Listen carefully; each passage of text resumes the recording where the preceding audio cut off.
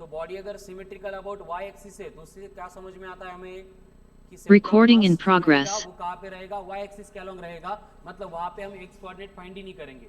अगर body symmetrical about x axis है तो centre of mass will lie along X axis. Body अगर symmetrical both axis है तो जो point of intersection of axis of symmetry होगा that will represent centre of mass. इसलिए ring, disc, hollow sphere, solid sphere, square plate, rectangular plate, है ना, ring, disc, इन सारी bodies के केस में क्या होता है, उनका ज्योमेट्रिकल सेंटर सेंटर ऑफ मास के साथ कोइंसाइड होता है। फिर सेमी सर्कुलर रिंग है तो सेंटर ऑफ मास कहाँ पे होगा, सेमी सर्कुलर रिंग या फिर सेमी सर्कुलर वायर तो 2r बाय पाई, डिस्क बोलेंगे सेमी सर्कुलर तो 4r बाय 3 पाई, होलो हेमिस्फीयर बोलेंगे तो r/2, सॉलिड हेमिस्फीयर बोलेंगे तो 3r/8, कोन बोलेंगे कोन, होलो कोन है तो बेस से h/3 एंड सॉलिड कोन है तो h/4। कहाँ से, बेस से। फिर वर्टेक्स से हम सब्ट्रैक्शन करके कैलकुलेट कर सकते हैं, ठीक है। तो इतने सारे मोमेंट ऑफ सेंटर ऑफ मास के फॉर्मूले देखने के बाद लास्ट लेक्चर में जो है हमने डिस्कशन शुरू किया था about centre of mass of the compound system, और उससे पहले अल्फाबेट्स भी देखे थे, है ना। The alphabets which are symmetrical about both axis, symmetrical about x axis, symmetrical about y axis, very good, and जो राइलिट्स है ना, not symmetrical about any axis, ठीक है। तो शुरू करते हैं डिस्कशन विथ नेक्स्ट टाइप का question. Right down, locate the centre of mass of the system as shown in the given diagram.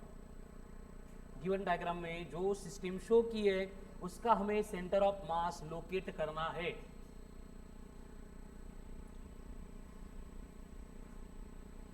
और सेंटर ऑफ मास लोकेट करने के लिए जो सिस्टम है आपको इस तरह से दी है, और इसके बारे में इंफॉर्मेशन है कि ये दो सॉलिड स्फीयर है। क्या है, सॉलिड स्फीयर है, made up of same material बोला है। अगर made up of same material बोलेंगे इसका मतलब हमें क्या लेना है, वेरी गुड, डेंसिटी सेम। दोनों का मटेरियल अगर सेम है इसका मतलब दोनों की material density will remain same.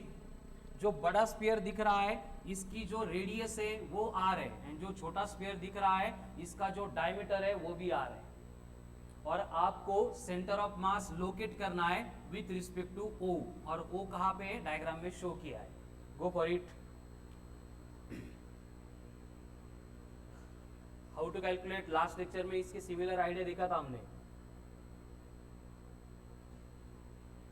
सबसे पहले हमें मासेस अगर नहीं दिए हैं तो यहाँ पे सेम मटेरियल बोल के वो इनडायरेक्टली डेटा दे रहे हैं कि डेंसिटी सेम है, एंड डेंसिटी के बारे में आइडिया दी है, मतलब हमें क्या करना पड़ेगा, density equal to mass upon volume होता है तो मास को डेंसिटी इनटू वॉल्यूम करके कैलकुलेट करना पड़ेगा। तो अगर यहाँ पे ये जो लार्ज स्फीयर दिख रहा है इससे रिलेटेड अगर हमें कैलकुलेशन करना है तो उसका मास जो होगा, मास ऑफ द लार्ज स्फीयर, वो बनेगा डेंसिटी इनटू वॉल्यूम। अब डेंसिटी तो चेंज नहीं होगी, वॉल्यूम का फॉर्मूला स्फीयर बोला है तो 4/3 पाई r का क्यूब होगा, तो ये बन गया mass of large sphere. And ये जो यहाँ पे नंबर दिख रहा है इसको मैं as a small m treat करूंगा आगे के कैलकुलेशन में। उसके बाद में जो स्मॉल स्फीयर दिख रहा है उसका अगर मास कैलकुलेट करना है, I have to repeat same step, बस चेंज कहाँ पे होगा, उसकी वॉल्यूम बदल जाएगी क्योंकि छोटे स्फीयर की रेडियस डिफरेंट है, का सेम है असं वाटतं आपल्याला, बट इसका डायमीटर r बोला है तो रेडियस कितनी है, उसके हाफ होगी, मतलब r/2 है। यानी यहाँ पे वॉल्यूम के लिए एक्सप्रेशन हो जाएगा 4/3 पाई r का क्यूब, r/2 था तो 1/2 का क्यूब हो जाएगा 1/8, लेकिन इस ब्रैकेट को हमने पहले स्मॉल m बोला था, यानी ये बनेगा स्मॉल m/8। अब दोनों के मासेस हमने कैलकुलेट कर लिए, पुढचा पार्ट सिंपल है। देखो ये O से हमें सेंटर ऑफ मास बोला है, मतलब हम क्या करेंगे, अभी एक्सिस को यहाँ पे इंटरसेक्ट करके ये ओरिजिन बना देंगे, आणि आपलं ठरलंय की अगर वहां पे कंटिन्यूस मास डिस्ट्रीब्यूशन वाली अगर बॉडी है तो उसके सेंटर ऑफ मास पे पूरा मास होता है म्हणजे आपण पूर्ण बॉडी विसरून जाणार, एंड ये बड़ा स्फीयर है इसका पूरा मास इसके सेंटर पे रहेगा, और सेंटर पे रहेगा मतलब ये ओरिजिन से कितने डिस्टेंस पे रहेगा, r इतने डिस्टेंस पे। अगेन ये छोटा स्फीयर जो है इसका भी पूरा मास इसके सेंटर पे रहेगा, मतलब हम इन दोनों को पॉइंट मासेस से रिप्लेस कर रहे हैं। अब बड़े स्फीयर का मास कितना है m, छोटे का कितना है m/8। अब इसका डिस्टेंस कितना है, बोलो ओरिजिन से, 1/8 है,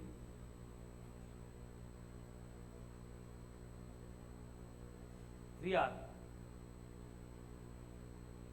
बरोबर बरोबर. बाकीचे करा कॅल्क्युलेट, हे कळलं पाहिजे. देखो यहां से यहां तक तो 2r हो गया एंड ये r/2 इसमें ऐड हो जाएगा तो 2r प्लस r/2 नाही कळत आहे. या पॉइंटचं डिस्टन्स पाहिजे इथून. आता इथपर्यंत जर डायमीटर आहे मतलब 2r होगा प्लस कौन है इसकी रेडियस है, कितनी रेडियस r/2 है तो 2r प्लस r/2 2 प्लस अर्धा 2.5 अड़ीस 5/2 मतलब कितना होगा, ये डिस्टेंस हो जाएगा 5r/2. अब ये सिस्टम जो है it is symmetrical about x axis. X axis से दोन पार्ट में डिवाइड केले ना, सिमेट्रिकल अबाउट एक्स एक्सिस, तो इसका y कोऑर्डिनेट 0 ही रहेगा.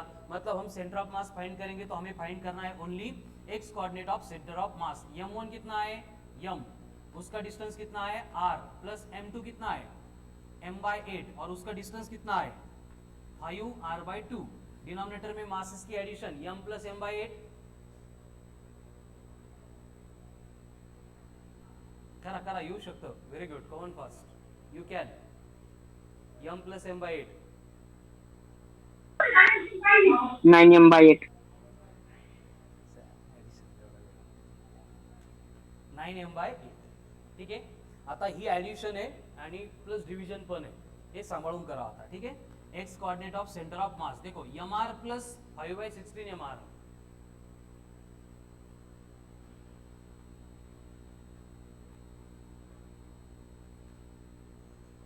mr प्लस 5/16 mr कितना होगा 21/16 mr. हे ज्यांना येत नसेल मला भेटा एकट्यामध्ये ऑफिस मध्ये, कळाल ना, आपण डिस्कस करू बेटा ते. ठीक है. तो ये 21/16 mr हो गया. अब ये न्यूमरेटर पूरा लिख दिया. अब डिनोमिनेटर में कौन है 9m/8 था, ऊपर जाके मल्टीप्लाई हो जाएगा. अब ये 8 को अगर यहाँ पे कैंसिल करेंगे तो x coordinate of centre of मास कितना होगा 21 डिवाइडेड बाय 9 इंटू 2 मतलब 18. mm कैंसिल हो जाएगा, r फिर से डिवाइड होगा क्या 3 से होगा 7/6 टाइम्स ऑफ r. ये हो गया x कोऑर्डिनेट. तो कहां पे होगा, बड़े स्फीयर में या छोटे स्फीयर में. 7/6 मतलब कितना, करा बरं डिव्हिजन. म्हणजे तुम्ही असं बर्डन येते म्हणून कळत नाही तुम्हाला, काय खरंच असेच आहात तुम्ही. 1 पॉइंट समथिंग आएगा मतलब 2 से छोटा है 1 से बड़ा है, इसका मतलब यहीं पे कहीं पे उसका सेंटर ऑफ मास आने वाला है. कळलं. चला व्यवस्थित समजावून घ्या आणि न बघता छापा. अरे सगळं वापस सांगत असतो का, एखादी स्टेप सांगू शकतो मी. ऍडिशन म्हण ना सरळ सरळ सेकंड लास्ट. देखो ही क्लियर आहे तुला, इथून हे कसं आलं ते कळालं खरंच का. ओके. तो ये एडिशन 21/16 mr था. अब डिनोमिनेटर में 9m/8 है, 9m/8 लेकिन 1/1 की टर्म न्यूमरेटर में आती है, इसलिए ये बना 8/9m. 8 1 जा 8 2 जा ये 16 हो गया. 2 इंटू 9 मतलब 18. 21 का 21 mm कैंसिल होके r बचा. पायल कळतंय का, सगळेच कळतंय.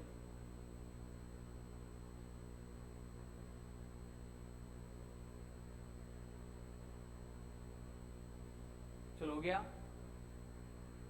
Yes no.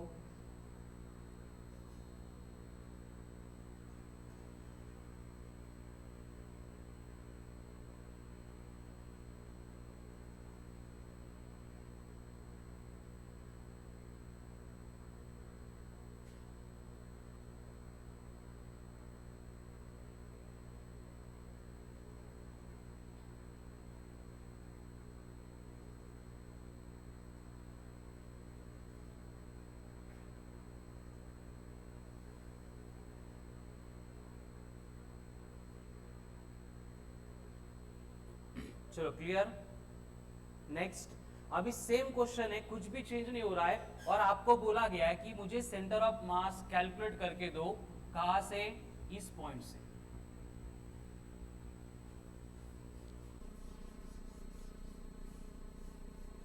कुछ भी अरेंजमेंट चेंज नहीं की है और बोला है कि सेंटर ऑफ मास कैलकुलेट करके दो at the point of contact between two spheres. मतलब आपको कहाँ से सेंटर ऑफ मास कैलकुलेट करना है ये क्वेश्चन में चेंज करके देंगे, रूल नहीं है, प्रत्येक वेळेस सेम पॉइंट असला पाहिजे. चलो करो, रिपीट करो प्रोसेस. आलं आन्सर 0 नाही ना, असं कसं तन्विषा.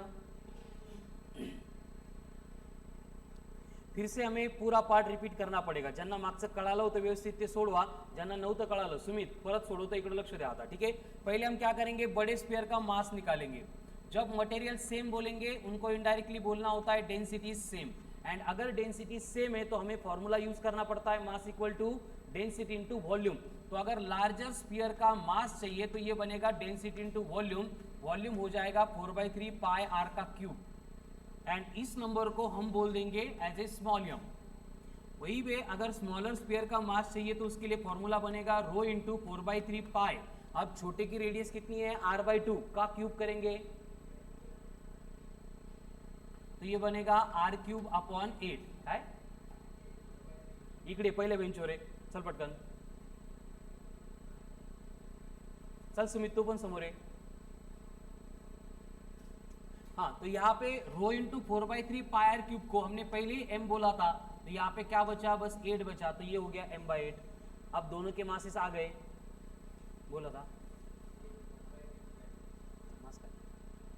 मास खाली कर. 4/3 ची व्हॅल्यू कस काय आली, बरोबर. तो व्हॉल्यूम ऑफ द स्फीयरचा फॉर्म्युला आहे ना बाळा, असं कसं 10वी पास झालं बाळ. ठीक आहे, 4/3 पाई आर का क्यूब, कळलं का. तो ये लार्ज स्फीयर का मास स्मॉल एम, छोटे स्फीयर का m/8. क्लियर, नक्की.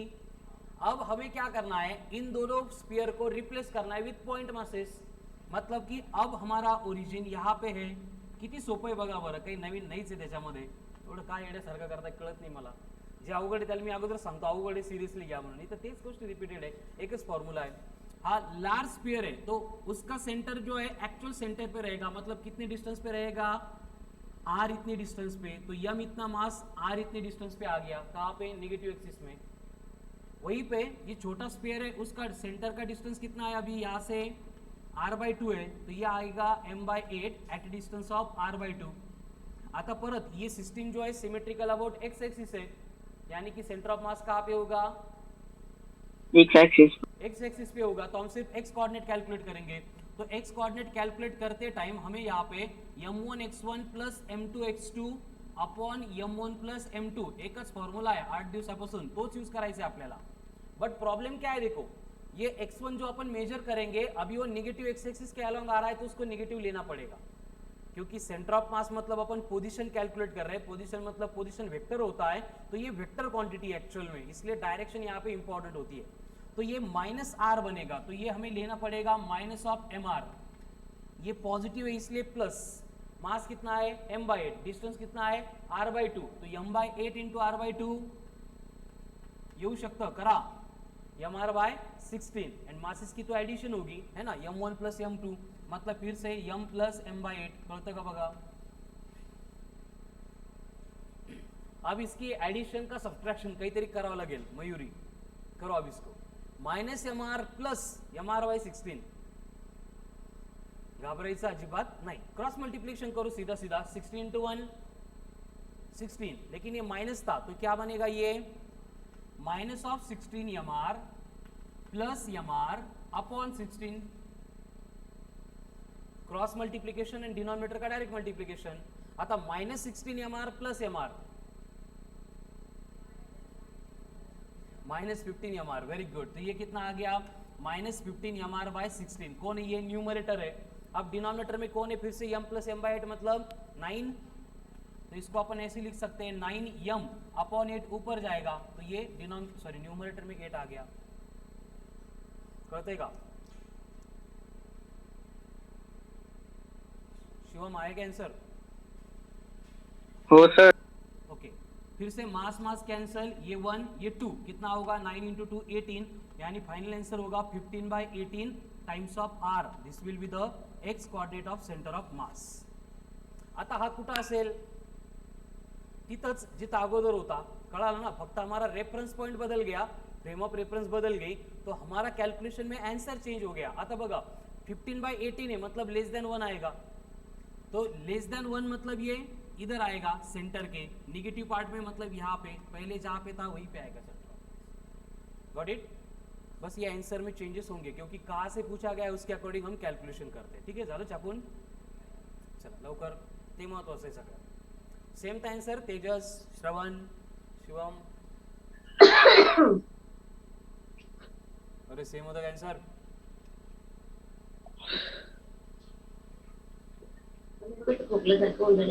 प्रसाद म्यूट करत जा बेटा, अजून कळालं नाही की तुला? चलो हो गया. परत सेम क्वेश्चन है, कुछ भी चेंज करके नहीं दिया है और आपको बोला है अब जो सेंटर ऑफ मास चाहिए, जो सेंटर ऑफ मास चाहिए वो हमें फाइंड करना है फ्रॉम दिस एंड. यानी ये बन गया अब ओरिजिन, इसके रिस्पेक्ट में मुझे सेंटर ऑफ मास चाहिए. पूरी प्रोसेस रिपीट होगी.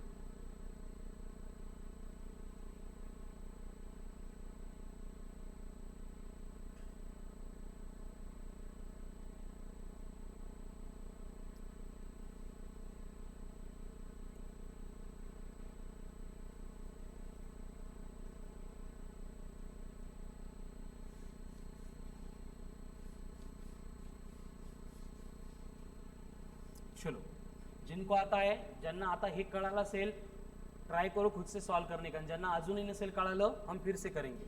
अगेन क्वेश्चन में वही बोला है कि मटेरियल सेम है. मटेरियल सेम मतलब डेंसिटी सेम.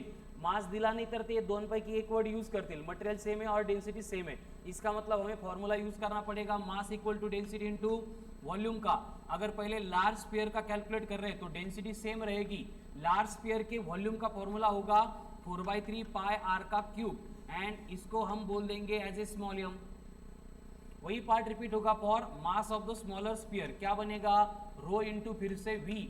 रो तो सेम रहेगा, वॉल्यूम बनेगी 4/3 पाई आर का क्यूब, लेकिन इसकी रेडियस r/2 है तो r/2 का क्यूब होगा r³ अपॉन 8. तो ये इंटू 1/8 बाजू में लिख दिए तो इस कांस्टेंट की वैल्यू हो गई स्मॉल m अपॉन 8. दोनों के मासेस आ गए. ये सबसे इंपॉर्टेंट स्टेप है, बाकी से पुढचं एज इट इज सगळे स्टेप सिमिलर है. अब यहाँ पे कंडीशन क्या है, फिर से हम ये दोनों बॉडीज को रिप्लेस कर देंगे विथ पॉइंट मासेस. तो इसका मास यहाँ पे, इसका मास यहाँ पे एंड ये ओरिजिन आ गया. अब ये बॉडी सिमेट्रिकल हो गई अबाउट एक्स एक्सिस, यानी वाई कोऑर्डिनेट 0 आएगा. आपल्याला तो काढायचंच नहीं है. अब मुझे यहाँ पे बोलो कि ये जो ओरिजिन है उससे इस पॉइंट का डिस्टेंस कितना होगा? ये बने गया r/2. अब इस पॉइंट का डिस्टेंस कितना होगा? देखो इथून इथपर्यंत r, इथून इथपर्यंत r, मतलब ये हो गया ट्वाइस ऑफ r. इसका मास m है, इसका मास m/8 है. म्हणजे पहिल्यासारखा सिंपल प्रॉब्लेम झाला होता. अब करो सॉल्व. चलो come on fast everyone do it. X coordinate of centre of mass will B mass into distance, लेकिन दोनों भी डिस्टेंस निगेटिव साइड में तो दोनों भी निगेटिव रहेंगे. तो ये बनेगा minus of mr/16 minus twice of mr divide by दोनों मासेस के एडिशन फिर से 9m/18. आता सबट्रैक्शन करायची. क्या होगा?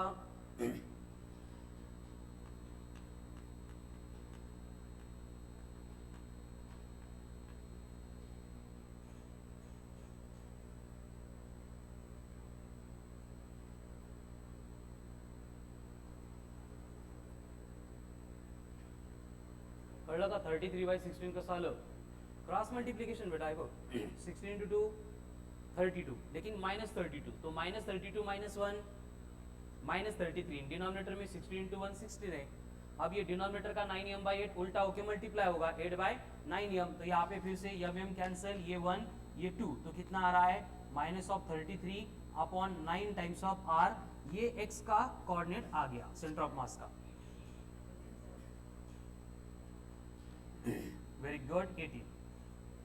ठीक है, निगेटिव आ रहा है, इसका मतलब इस साइड में होगा सेंटर ऑफ मास. एवढंच कळतं आपल्याला. अब ये कहाँ पे होगा? एक्चुअल सेंटर ऑफ मास की पोजीशन इथून नहीं बदलणार, बट हमारा आंसर हर केस में डिफरेंट है क्योंकि हम किसके रिस्पेक्ट में कैलकुलेट कर रहे हैं. कळालं ना? जसं फॉर एक्झाम्पल मी इथं उभा आहे आणि हे कॅमेरा इथं ठेवलेला आहे. कॅमेऱ्याची पोझिशन बदललीच नाही. मी इथून डिस्टन्स मोजलं तर ते वेगळं असेल, इकडे उभं राहून परत मेजर केलं तर ते डिफरंट असेल, कोपऱ्यात जाऊन मेजर केलं तर अगेन डिफरंट होगा. कळालं? तो ये 33/18 मतलब कितना आएगा? 2 तो नहीं आएगा, 2 से छोटा 1 से बड़ा. ठीक है, तो यहाँ पे ये r है 1 से बड़ा, ये 2r होता इससे छोटा, म्हणजे परत सेंटर ऑफ मास तिथेच मिळतं. क्लियर? आता एका क्वेश्चन मध्ये मी पोझिशन चेंज केल्या परत परत करणार नाही आपण, ठीक है ना. तो पोजीशन कोई भी चेंज करेंगे प्रोसेस यही रहेगी. नेक्स्ट सेम होता है आंसर. तेजस, शिवम, श्रवण, ऐश्वर्या, ईश्वरी, सनी, वैष्णवी, युवराज.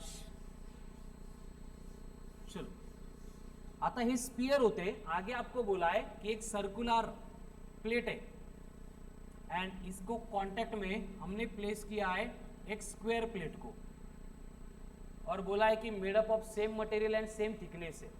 मटेरियल सेम म्हणजे परत त्यांनी तेच सांगितलं, डेंसिटी सेम ले लो और मास कैलकुलेट करने के लिए डेंसिटी इनटू वॉल्यूम करो. इन एडिशन वो और एक इन्फॉर्मेशन दे रहे हैं कि दोनों की जो थिकनेस है, टी म्हणजे इथं थिकनेस है, टाइम नहीं है, वो भी सेम है.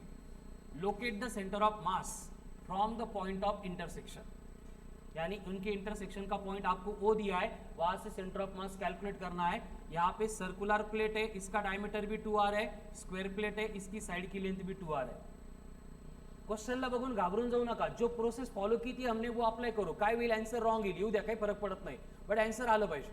पहली स्टेप में क्या करेंगे, मास निकालेंगे किसका, सर्कुलर प्लेट का. उसके बाद में मास निकालेंगे किसका, स्क्वायर प्लेट का. फिर दोनों मासेस आ गए, m1x1 plus m2x2 upon m1 plus m2 करेंगे. चलो do it, come on fast. Sir बोला. डायमीटर 2r है का. Diameter 2r.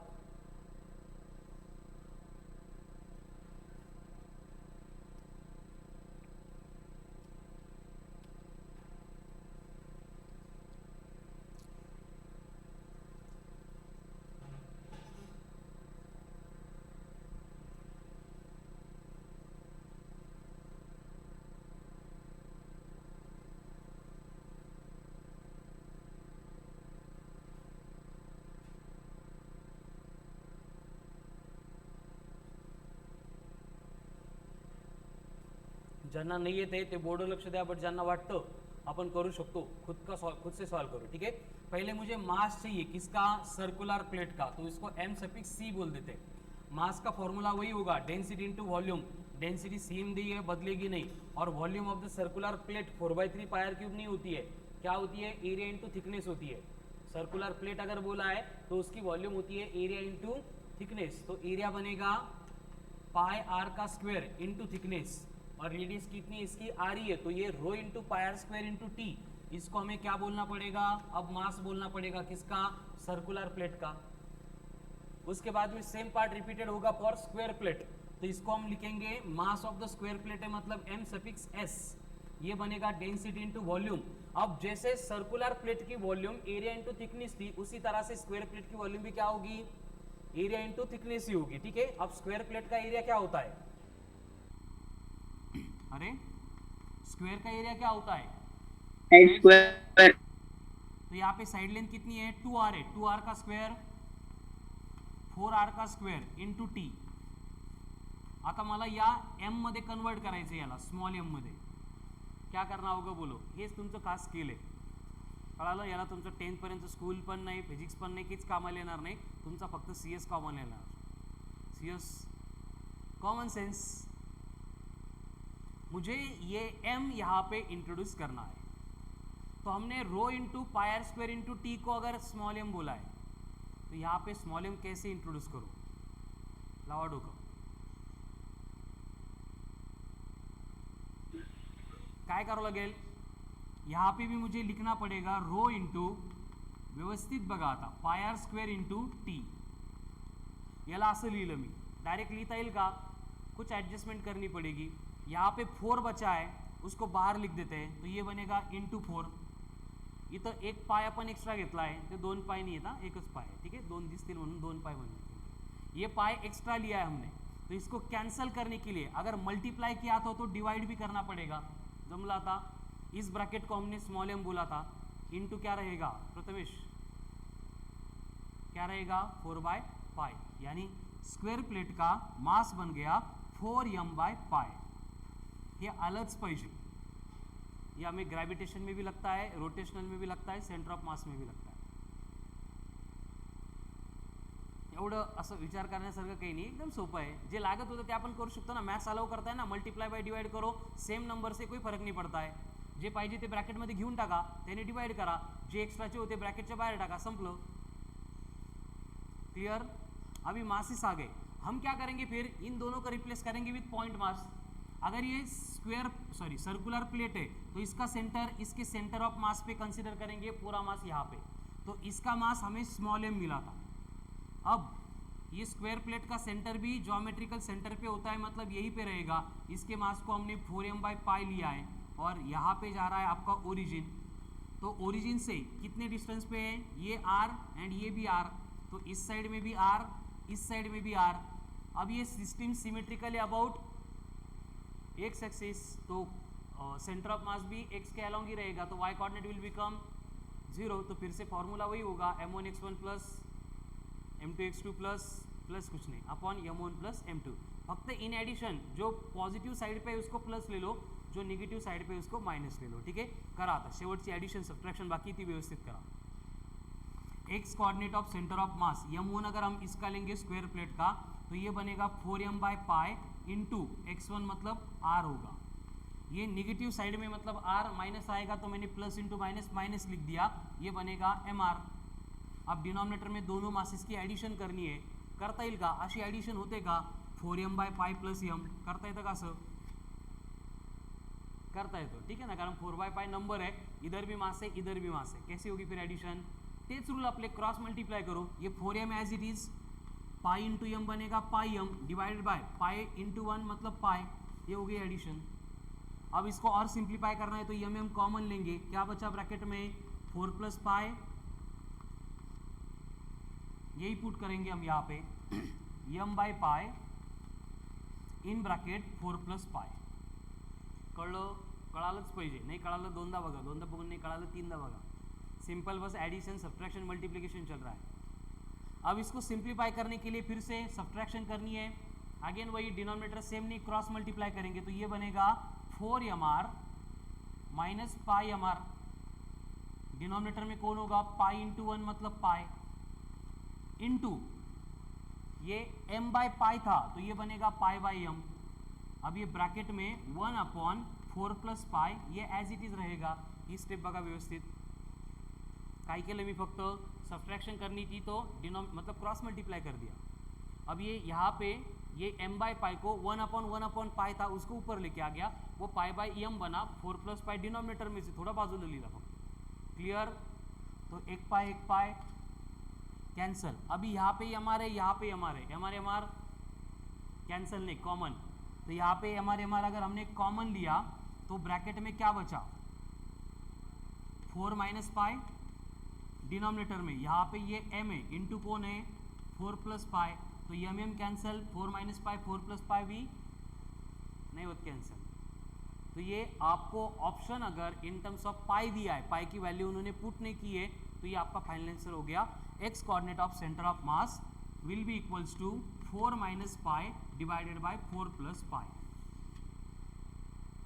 फ्यूज उडत नाहीत ना, आहे ना, रेंजमध्ये आहे ना सगळे अजून, हे 4 नाही 40 वेळा सोडवा, पण हे आलंच पाहिजे। सर येस, -mr का केलं, -mr का केलं, काय केलं, काय म्हणतोस तू, सर -mr का केलं, एक मिनिट हा, या स्टेप मध्ये विचारतोयस का, या अच्छा सर एक्स मध्ये, या स्टेप मध्ये का, हे हो. -mr यासाठी केलं बेटा, कारण ओरिजिन इथं आहे आणि ये जो r है ना निगेटिव x के अलॉन्ग है। Shivam okay sir, okay sir, व्यवस्थित लिहून घ्या, मी रब करणार आहे। हाँ तेजस, r है यहाँ पे बरोबर, ये r है इसके साथ, हाँ चलो। और किसी को कुछ इश्यू है यहाँ तक, लिख के भी हो गया,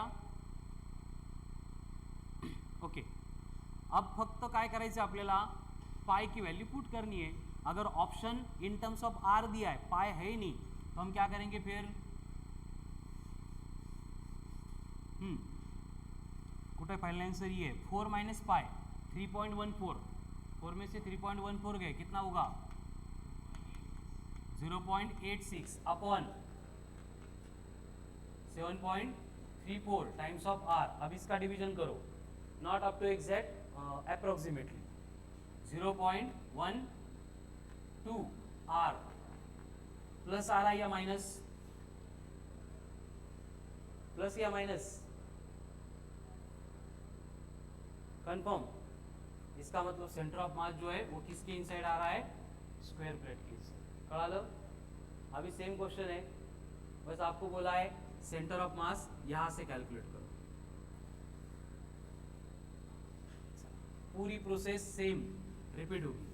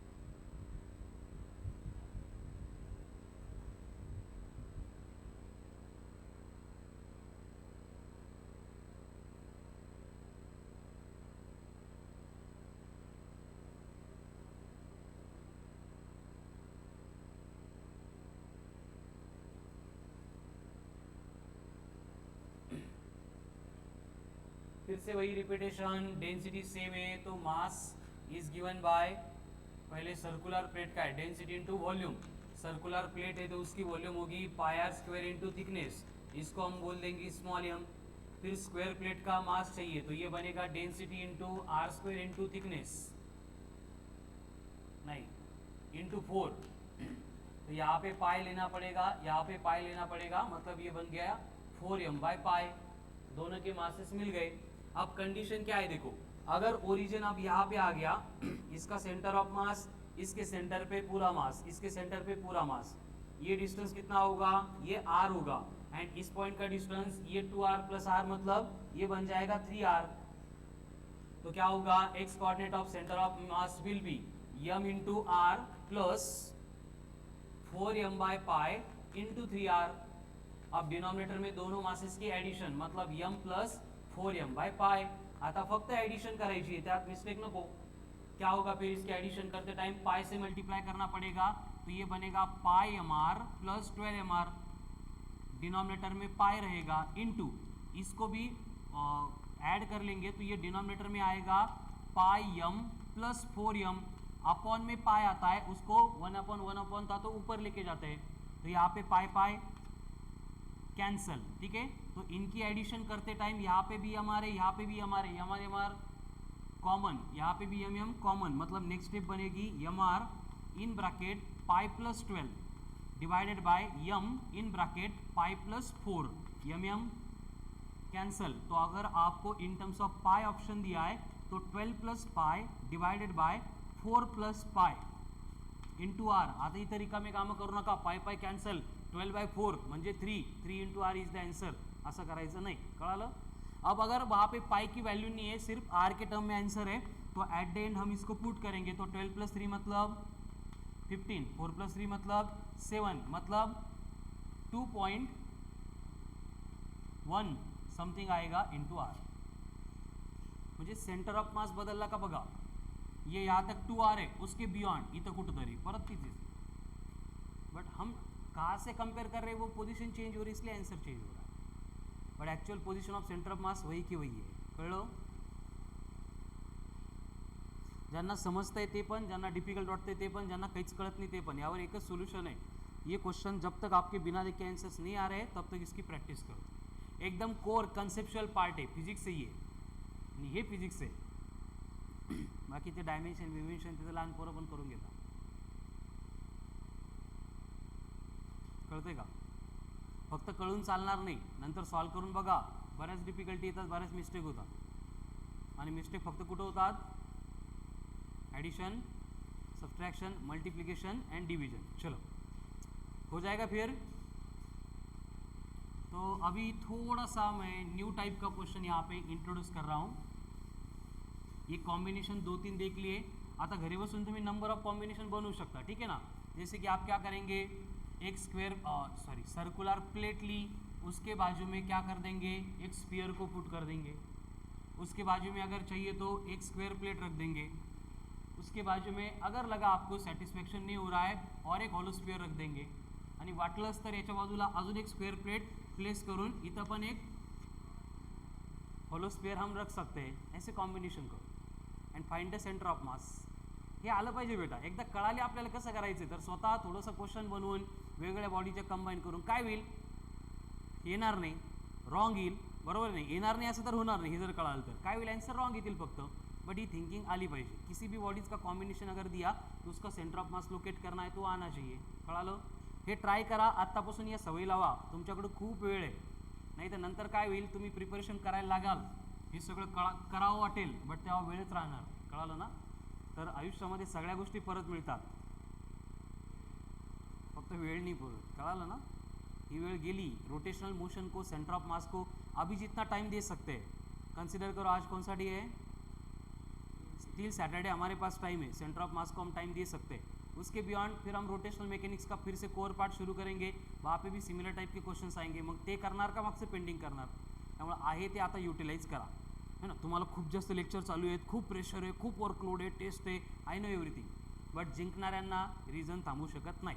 हे रिझन कोणासाठी असतात, साखळ्या कोणासाठी असतात, ते अडकवणाऱ्या, बरोबर आहे. ज्यांना हरायचं त्यांना रिझनच आहे, रिझनची लिस्टच तयार आहे. सकाळी 6 पासून लेक्चर सुरू होतात, तुम्हाला बोलायला काय जातं. कळालं ना.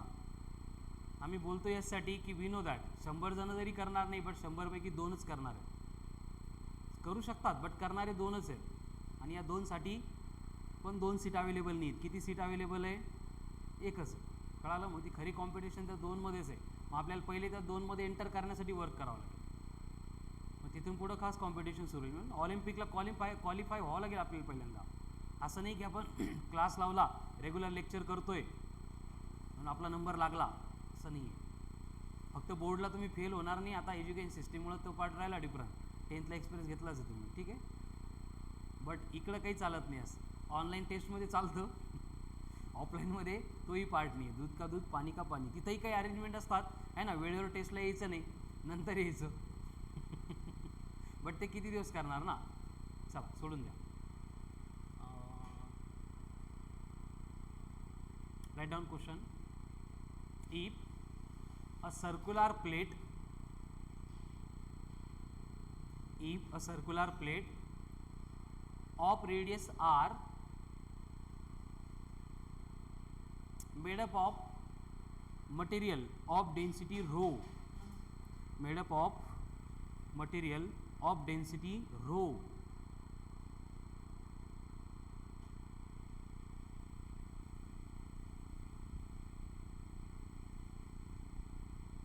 then if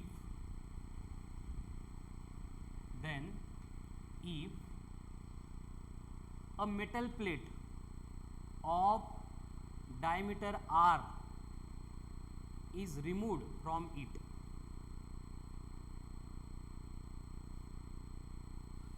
सर रिपीट करा.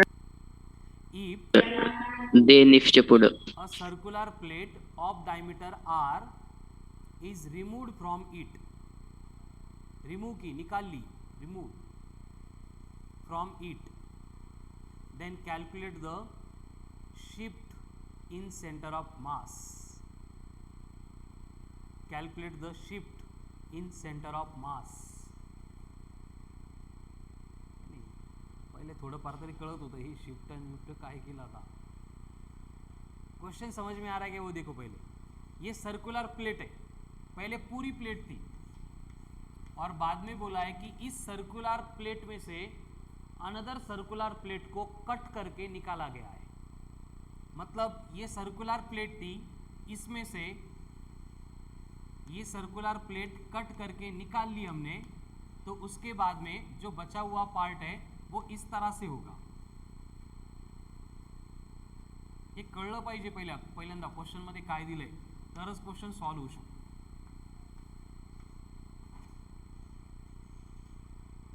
हे सांगितलंय circular plate of radius r थी और इसमें से क्या किया another circular plate of diameter r को रिमूव किया. देन क्या निकालना है शिफ्ट इन सेंटर ऑफ मास. करा कैलकुलेट.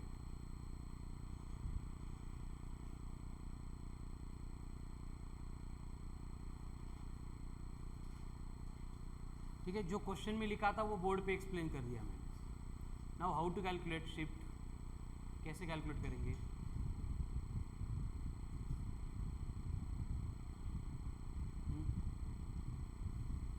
सबसे पहले डेंसिटी दी तो हमें निकालने पड़ेंगे मासेस. मास कैसे निकालेंगे देखो अब इसका मास चाहिए तो ये बनेगा डेंसिटी इनटू वॉल्यूम. अब याची थिकनेस जी है सर्कुलर प्लेट है इसको रिमूव किया मतलब इसकी थिकनेस भी सेम रहेगी. तो सर्कुलर प्लेट की वॉल्यूम क्या बोली थी मैंने अभी पाय आर स्क्वेअर इंटू टी आणि या नंबरला आपण डायरेक्ट काय कन्सिडर करतो स्मॉल एम. अब इसका मास निकालना है तो इसका मास क्या होगा हमें मालूम नहीं है. ठीक है याला अपन एम म्हटलो याला एम डैश म्हणा. ये बनेगा फिर से डेंसिटी इंटू वॉल्यूम. अब इसकी वॉल्यूम कितनी होगी पाय आर स्क्वेअर इंटू टी होता है बट यहाँ पे इसकी रेडियस आर नहीं है. अब कितनी है हा डायमीटर है तुम्हाला असेल r/2 है. r/2 का स्क्वायर तो ये क्या होगा density into pi R square into thickness into 1/4 है. बट मैंने rho into pi R square into T को m बोला था मतलब ये फिर से m बनेगा तो ये आ गया m/4. अब दोनों के मासेस आ गए. अब हम दोनों को ट्रीट करेंगे एज पार्टिकल्स. मतलब क्या होगा देखो अभी तो सेंटर ऑफ मास यहाँ पे था. बाद में क्या हो रहा है देखो ये जो डिस्क अपन निकालने वाले इसका सेंटर ऑफ मास इसके सेंटर में होगा. मतलब कहाँ पे होगा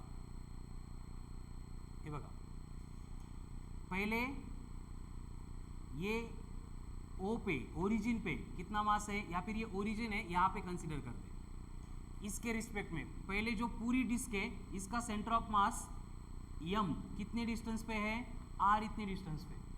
जिसको निकाला गया है उसका मास कितना है m/4 और वो कितने डिस्टेंस पे होगा यहाँ तक r है ये कितना होगा r/2. Very good. तो r प्लस r/2 यानी ये बनेगा 3r/2. कळलं का. तो अब चाहिए सेंटर ऑफ मास. तो कैसे आएगा centre of mass m1x1 plus m2x2 आपण लेते थे क्योंकि दो मासेस थे.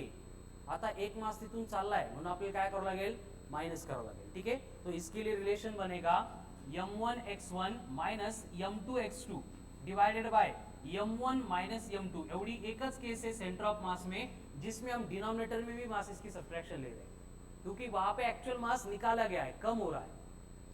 Now put the values and get the answer. X coordinate of centre of mass m1 कितना है m उसका डिस्टेंस r माइनस m2 कितना है m/4 इंटू 3r/2 मतलब ये आएगा 3mr/8. ये हो गया न्यूमरेटर. डिनोमिनेटर फिर से m माइनस m/4 मतलब 3m/4. अब इसको सिंप्लीफाई करो क्या होगा फिर से 8 माइनस 3 मतलब 5mr/8 इंटू 4/3m. तो ये 1 ये 2 m कैंसल तो कितना आ रहा है 3 इंटू 2 6 5/6r.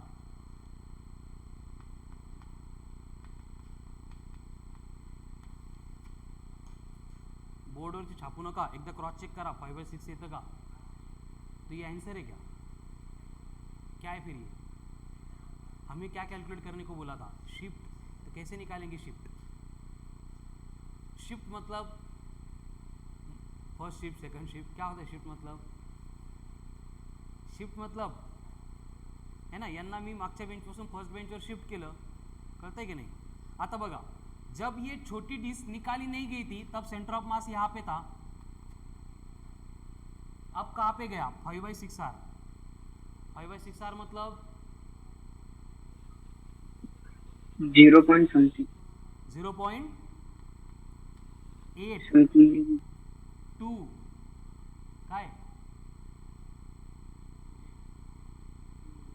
3 4 असं येईल, त्याला 0.84 आर घ्या.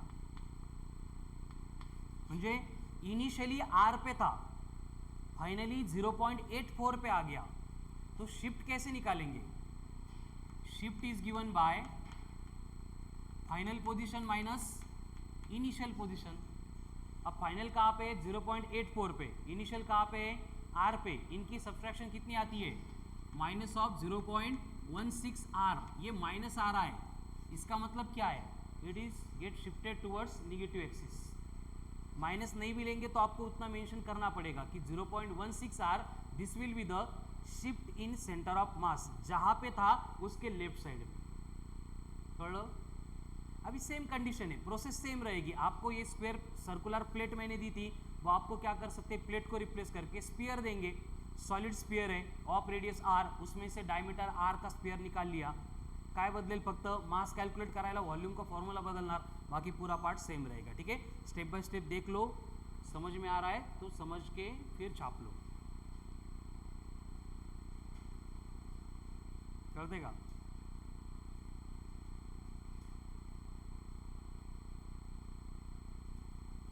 एक एक क्वेश्चन 40-40 वेळा सोडवा, फरक पडत नाही. बट हे आज क्लिअर झालंच पाहिजे. हे 3 टॉपिकला हेल्प करणार आहे तुम्हाला सेम टाईपचे क्वेश्चन सोडवायला.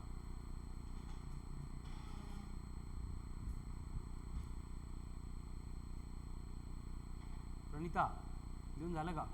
काय कळत नाही का?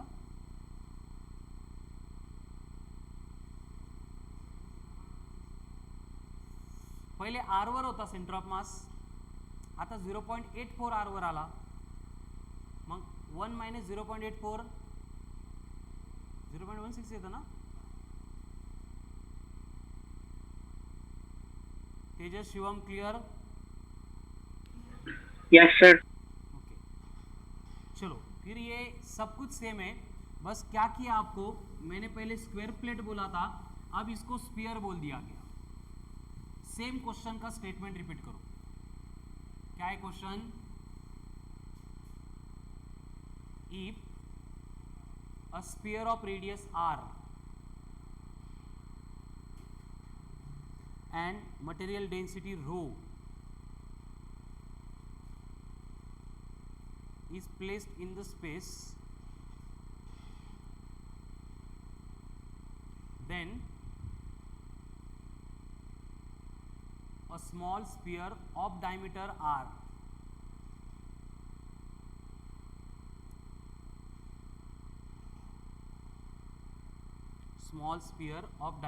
r removed from it, then calculate the shift in center of mass.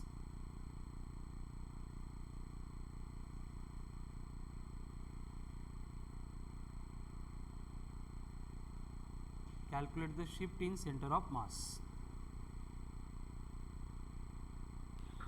Sir sphere hollow या सॉलिड है? सॉलिड है. सॉलिड जब तक मेंशन नहीं करेंगे हम उसको सॉलिड ही लेंगे.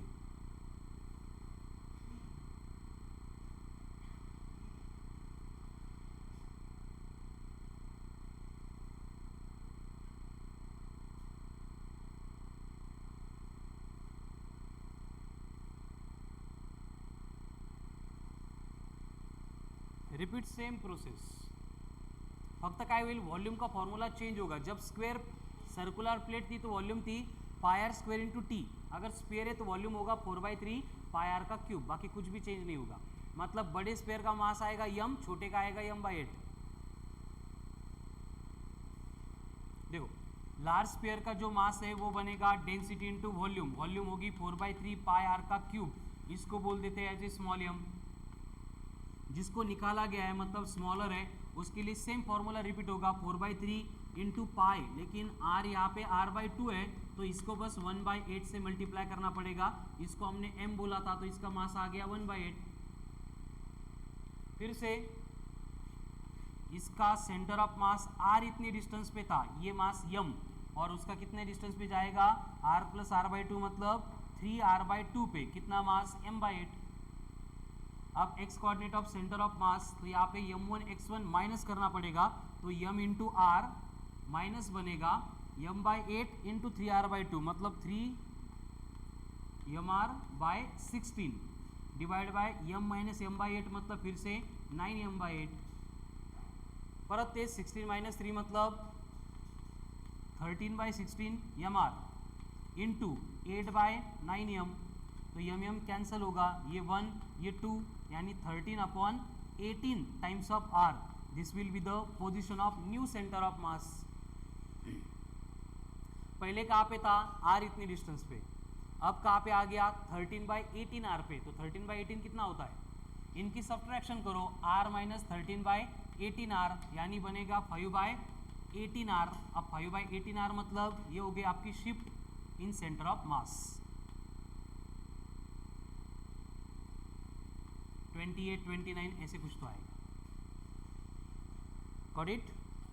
तो ये थे कुछ basic conceptual questions related to centre of mass. तो इसी तरह के और कॉम्बिनेशन वाले बॉडीज़ की जो कंडीशंस के एग्जांपल्स है will continue on tomorrow's lecture. ठीक है, तो जितने क्वेश्चंस आज हुए हैं उनको एकदम अच्छे से फिर से एक बार सॉल्व करने का ट्राई करो। Thank you.